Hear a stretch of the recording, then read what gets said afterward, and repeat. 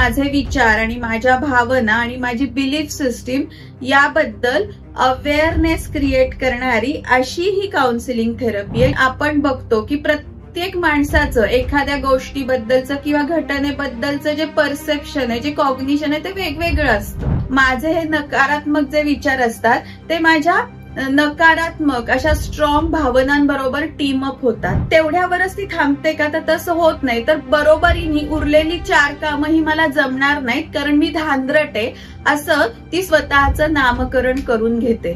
ते विचार जे आहेत ते खरंच फॅक्ट्सशी मॅच करतायत का की नाही हे पडताळून पाहिलं जातं. स्वतःचा विचार आणि भावनांची ओनरशिप घ्यायला शिकवतो.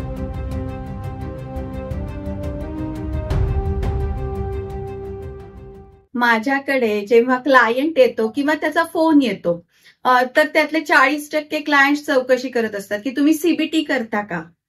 तर सीबीटी हा थेरपीच्या जगातला सध्याचा एक वेल नोन असा शब्द आहे. मग ही सीबीटी म्हणजे नक्की काय आहे?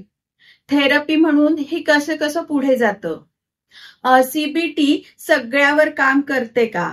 या अशा प्रश्नांची सीबीटी रिलेटेड उत्तरं जर तुम्हाला हवी असतील तर आजचा हा व्हिडिओ तुम्ही शेवटपर्यंत बघत राहा. आणि तुम्ही जर अजून प्लीज माझं चॅनल सबस्क्राईब केलं नसेल तर ते सबस्क्राईब करा.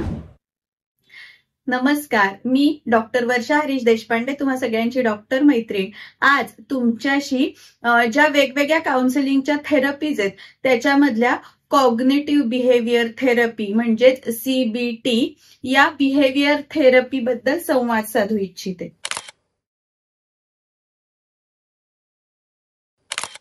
आता या नावातूनच आपल्याला एक गोष्ट लक्षात येते, ती म्हणजे की ही एक बिहेवियर थेरपी आहे. म्हणजेच कुठेतरी त्याचा संबंध हा माझ्या वागणुकीशी, माझ्या बिहेवियरशी आहे.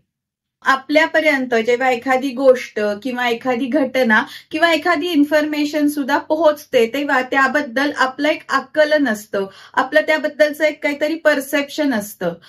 ते म्हणजे जर आपण ढोबळ मानाने बघितलं तर त्याला कॉग्निशन म्हणता येईल. जेव्हा माझ्यापर्यंत एखादी गोष्ट पोहोचतीये किंवा एखादी घटना मी अनुभवतीये किंवा एखादी माहिती माझ्यापर्यंत येऊन पोहोचते तेव्हा त्या सर्वांचं जे माझं एक आकलन असतं आणि त्या आकलनातून माझी एक वागणूक ठरते, माझा एक बिहेवियर पॅटर्न त्याच्यावर ठरतो. माझे त्या घटनेबद्दलची रिॲक्शन किंवा रिस्पॉन्स किंवा ती इन्फॉर्मेशन मी कशी वापरावी किंवा त्या गोष्टीकडं मी कशा पद्धतीने बघतीये हे त्या गोष्टीच्या माझ्या परसेप्शनवर, माझ्या कॉग्निशनवर ते ठरणार आहे.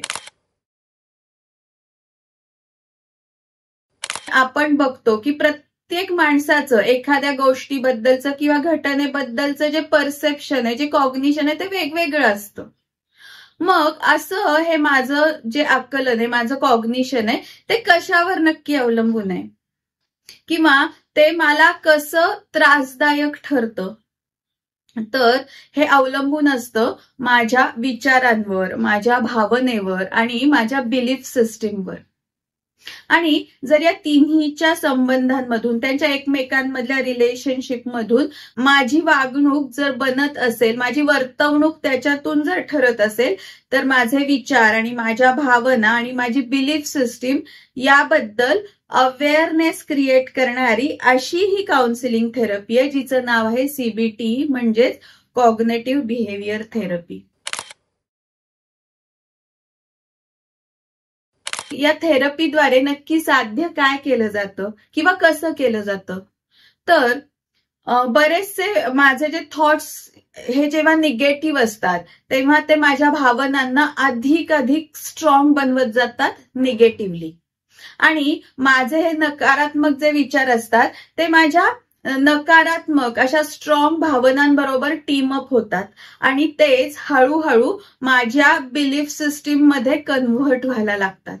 आणि मग एकदा आपण जो विचार करतोय तो अगदी बरोबर आहे अशी जेव्हा आपली खात्री पटते, जेव्हा आपली अशी धारणा होते तेव्हा त्यावर आपला विश्वास बसतो आणि तेव्हा आपली वागणूक आपोआपच त्यानुसार बदलायला लागते. आणि मग अशा निगेटिव्ह थॉट्स मधून आपली वागणूक सुद्धा नकारात्मक होत जाते. सीबीटी मध्ये हेच निगेटिव्ह थॉट्स चॅलेंज केले जातात. उदाहरणार्थ एखादी व्यक्ती 4 कामं करतीये आणि त्यातलं एखादं काम करताना काही घाई गडबड झाली आणि ते काम बिघडलं, तर चुकीचा विचार करण्याच्या तिच्या पद्धतीमुळं ती स्वतःला दोषी समजते. फक्त तिथपर्यंतच ती थांबते का? तर तसं होत नाही. तर बरोबरीने उरलेली 4 कामं ही मला जमणार नाहीत कारण मी धांदरट आहे, असं ती स्वतःचं नामकरण करून घेते. जेव्हा अशा नकारात्मक विचारांच्या सापळ्यात व्यक्ती अडकते तेव्हा ती स्वतःच्या कामाला किंवा वागण्याला एक पटकन काहीतरी निगेटिव्ह नाव देते आणि मग ती बिरुदावली ती कायम स्वतःसाठी लावत राहते. मग हळूहळू ते इतक्या वेळा स्वतःवर हॅमर होत जातं की ते आपल्या बिलीफ सिस्टीम मध्ये मग कन्व्हर्ट होतं आणि मग कायम मी धांदरटे, मी घाबरटे हे त्या व्यक्तीवर ठसतं आणि त्यातून मग अकॉर्डिंगली त्याची वागणूकही बदलायला लागते. मग ती व्यक्ती ऑटोमॅटिकली धांदरट, घाबरट अशीच वागायला लागते. सीबीटी मध्ये असे निगेटिव्ह थॉट्स जे असतात ते आधी चॅलेंज केले जातात. ते विचार जे आहेत ते खरंच फॅक्ट्सशी मॅच करतायत का की नाही हे पडताळून पाहिलं जातं. ज्या प्रसंगांमधून, ज्या विचारांमधून माझी बिलीफ सिस्टीम तयार झालेली आहे तो प्रसंग पुन्हा रिव्हॅल्युएट केला जातो आणि त्यातून मी स्वतःला जेव्हा एखाद्या आरोपीच्या पिंजऱ्यात उभी करत असते किंवा विक्टिमाइज करत असते तर तिकडे नीट डोळे उघडे ठेवून बघायला लावतो. स्वतःचा विचार आणि भावनांची ओनरशिप घ्यायला शिकवतो. माझे भूतकाळामधले काही अनुभव असतील, माझं काही भावनिक कंडिशनिंग असेल जे लहानपणापासून होत आलेलं आहे, तर त्यावरही माझे विचार आणि भावना ठरत असतात. त्याकडेही सीबीटी आपल्याला उघड्या डोळ्यांनी बघायला शिकवतं. मला आत्ता जी भावना स्ट्रॉंगली जाणवतीये ती वास्तवाशी किती मेळ खाणारी आहे हे दाखवून देतं. माझ्या भावना आणि माझ्या विचारांमधून माझी जी रिॲक्शन आहे त्याचं आत्ताच्या परिस्थिती अशी असलेलं प्रपोर्शन जे असतं की नाही, म्हणजे कधी कधी काय होतं की मला भीती ऍक्च्युअल आतून जेवढी वाटते तेवढी ती परिस्थिती खरंच भीतीदायक नसते, पण त्या रिअल परिस्थितीपेक्षा माझी भीतीचं प्रपोर्शन हे खूपच जास्त असतं. मग जेव्हा तो काउन्सिलर हे जे प्रपोर्शन मधला फरक दाखवून देतं ना तेव्हा क्लायंटला हळूहळू आपल्या विचारांमधली ही तफावत दिसून यायला लागते आणि मग त्यातूनच तो क्लायंट स्वतःच्या बिलीफ सिस्टीमचा पुन्हा विचार करायला लागतो, फेरविचार करायला लागतो आणि मग त्याच्या वागणुकीत हळूहळू पॉझिटिव्ह चेंजेस व्हायला लागतात. पण कधी कधी व्यक्तीचा एखादा ट्रॉमा हा इतका स्ट्रॉंग असतो की त्याला त्याचे विचार, त्याच्या भावना हे देखील तो नीट व्यक्त करू शकत नाही. मग अशा वेळेला आत्ताची जी घटना आहे त्याचं आकलन होईपर्यंत किंवा ती व्यक्ती त्याच्या भावना, त्याबद्दलचे विचार हे नीट मांडेपर्यंत इतर थेरपीचाही कधी कधी आपल्याला आधार घ्यावा लागतो.